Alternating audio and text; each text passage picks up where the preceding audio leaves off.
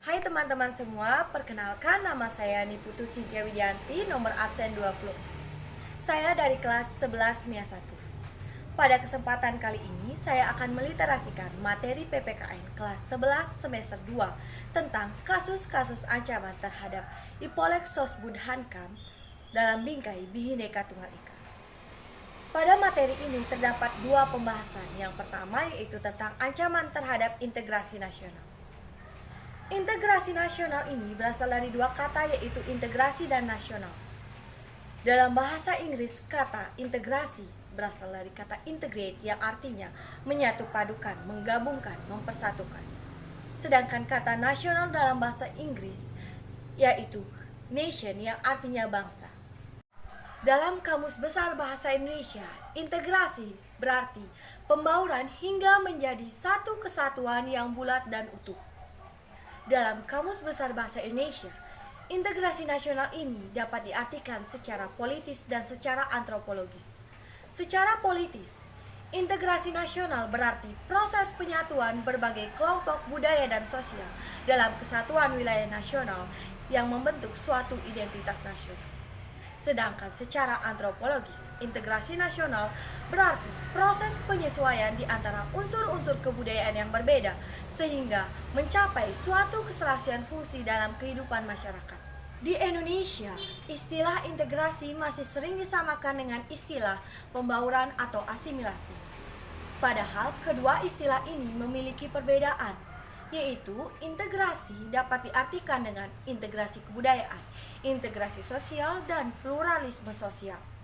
Sedangkan pembauran dapat diartikan dengan penyatuan dua atau lebih kebudayaan mengenai kebudayaan mereka yang berbeda atau bertentangan agar menjadi satu sistem kebudayaan yang selaras atau harmonis.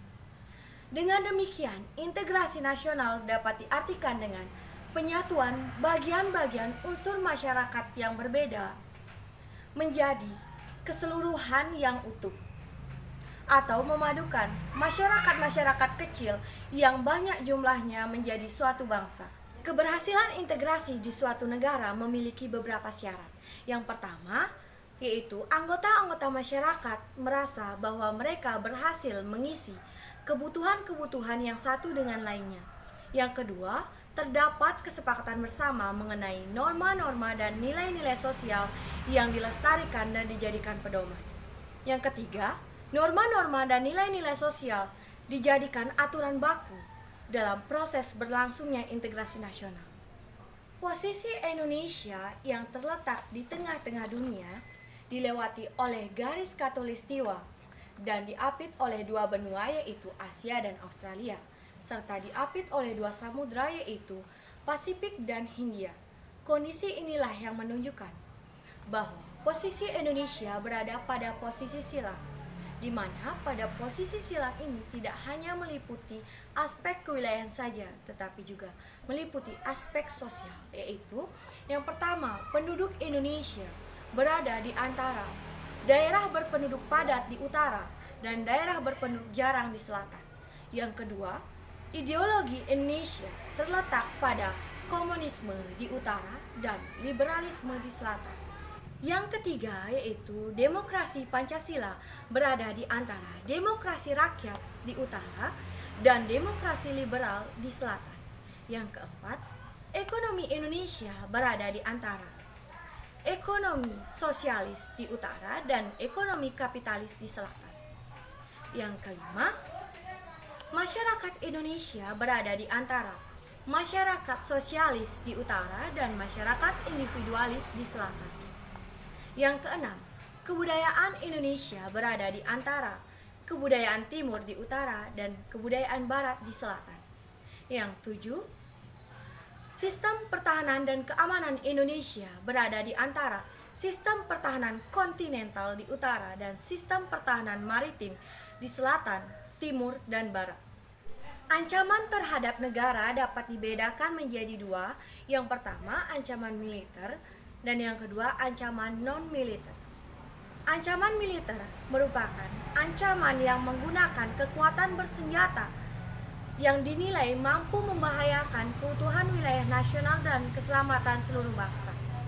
Sedangkan ancaman non-militer merupakan ancaman yang menggunakan kekuatan di luar militer yang dinilai mampu membahayakan kepribadian bangsa, kedaulatan negara, keutuhan wilayah nasional, dan keselamatan seluruh bangsa.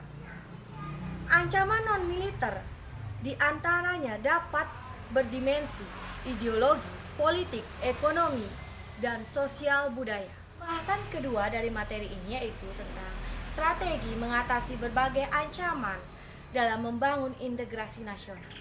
Yang pertama, strategi dalam mengatasi ancaman non-militer atau ancaman Ipolek Sosbud, yaitu strategi dalam mengatasi ancaman non-militer merupakan suatu usaha mempertahankan kedaulatan negara, keutuhan wilayah NKRI, dan keselamatan seluruh bangsa dari ancaman ideologi, politik, ekonomi, sosial budaya, dan keamanan.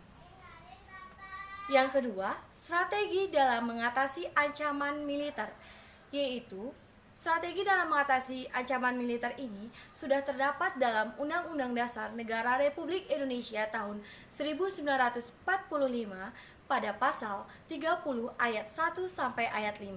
Sekian literasi yang dapat saya sampaikan. Jika ada kata yang kurang berkenan, mohon dimaafkan. Sekian, terima kasih.